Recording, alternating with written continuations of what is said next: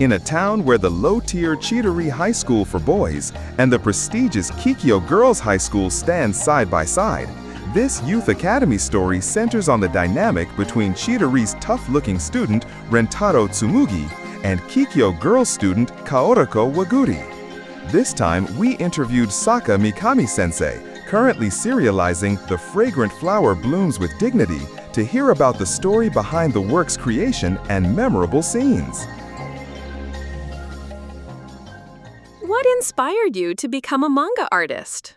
A friend introduced me to Attack on Titan around the time the anime started airing. After reading Isayama Hajime's original manga, I was blown away. I thought, there are stories this fascinating out there. That's when I started seriously considering manga artistry as a career. What kind of manga have you read up until now? The first manga I ever read was probably Peach Pit's Shugochara when I was a kid. I also read a lot of shoujo manga published in Nakayoshi. When did you start submitting your own manga? I submitted my first work in my 3rd year of high school. I attended a high school with an art-focused specialized department, so with the help of a teacher knowledgeable about manga, I started trying to enter manga contests. My favorite works were Attack on Titan and Shugochara, both published by Kodansha, so I thought I have to submit to Kodansha. And here I am today. Your award-winning work, the 105th Newcomer Manga Award winner, was your how manyth work? It was my 3rd work. I felt a sense of connection between the two, despite their different roles as a track and field club member and a singer, and was drawn to each other. I also sensed a commonality with Fragrant Flower Blooms in that aspect. That's certainly true. However, while my editor had suggested, let's do the serialized manga as a youth story too, I only realized after drawing it that both Song of the Jellyfish and Fragrant Flower Blooms ended up being similar types of stories.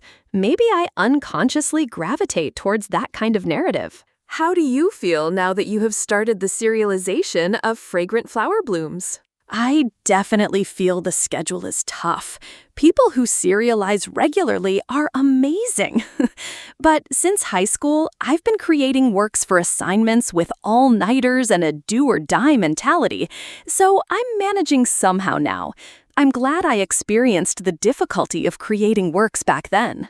Could you also tell us about the inspiration behind the setting of Fragrant Flower Blooms? I think the starting point was wanting to draw a manga where all the characters are kind. How long had you been developing the concept? Honestly, it was very recently. After she won the award for Song of the Jellyfish, I told her, there's no greater prize than this. From here on, it's just about creating the storyboards for the serialization. Brace yourself, because the real work starts now. But fortunately, the serialization was decided almost immediately. Though I think I hit a wall around the storyboards for Chapter 2. I had to scrap them about 3 times. What was the most challenging part during that time? The tension between Chidori and Kikyo.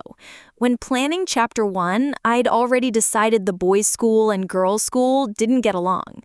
But when I tried to incorporate the editor's suggestion to make it a bit more tense, conveying that hostile atmosphere proved surprisingly difficult. How did you decide on the relationship between Rintaro, the cake shop owner's son, and Kaoruko? I think we started with the visuals first. I really like couples with a height difference. So for Rintaro, I went with, he looks intimidating, but he's kind. He's been through a lot and lacks confidence in himself. As for Kaoruko, she attends a prestigious girls' school, but I was unsure in episodes 1 and 2 whether to make her from a wealthy family. The flow leading into episode 3 solidified her as coming from an ordinary family. The scene in episode 3 where it becomes clear that Kaoruko, who usually has a gentle aura, hides a definite strength and resolve, really hit me hard. Exactly as planned. We discussed that point. That said, she always comes up with something interesting right away when we discuss things. So she delivered that wonderful scene in episode 3 beautifully. As for Eninger, I didn't have any trouble at all. What about Subaru, Kaoruko's best friend?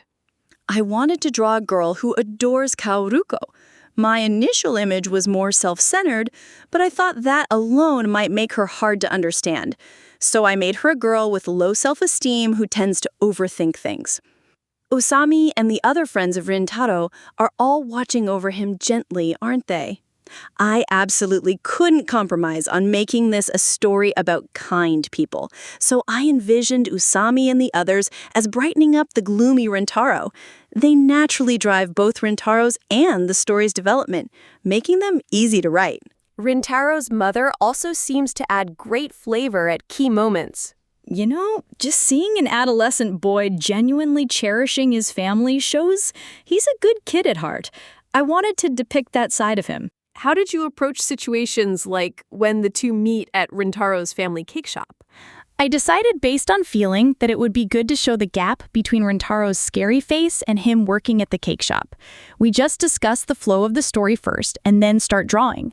Also, I absolutely love that kind of gap. Nobody dislikes that kind of gap. At this stage, is there a particular favorite episode or situation that stands out in your memory? It's the park episode with Karuruko and Subaru in episodes 10 and 11. Since the story required depicting their inner feelings in detail, it's the episode I spent the most time on the storyboards, so it holds a special place in my heart. I think the skillful expression of emotions through facial expressions is one of the highlights of this work. If there's a particular expression of Kaoruko that you're especially proud of, could you tell us about it?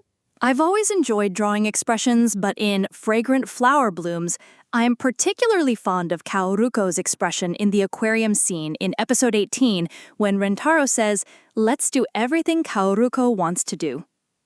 Also, the shot of Wakuri-san smiling when Rintaro says, "I was happy too," in episode 2 really sticks in my memory because I struggled so much with the hair details. After scratching away with a round pen for 2 straight hours, I thought, I'm never doing something this hard again. Fragrant Flower Blooms is hugely popular, with a reprint of the Tankobon already decided. How do you feel about that? I haven't been able to go to a bookstore yet, so I haven't seen my own book on the shelves. But as friends contact me about it, it's gradually sinking in. It's really nice. Are there any Magapoke serialized works you're currently following? Windbreaker and Shikimori's Not Just a Cutie. I've liked and been reading Shikimori-san since the days I was drawing on Twitter. As for Windbreaker, I not only like the work itself, but I also have a special connection because I used to work as an assistant for Nii Satoru-sensei, so I have a lot of fondness for it. Finally, please share a message for your readers. Knowing so many people are reading my work is incredibly encouraging, and I'm filled with gratitude. I believe the best way to repay that kindness is through my manga. I'll keep working to deliver lots more of Koraruko and Rintaro's adorable moments. I'd be truly grateful if you'd continue watching over these two.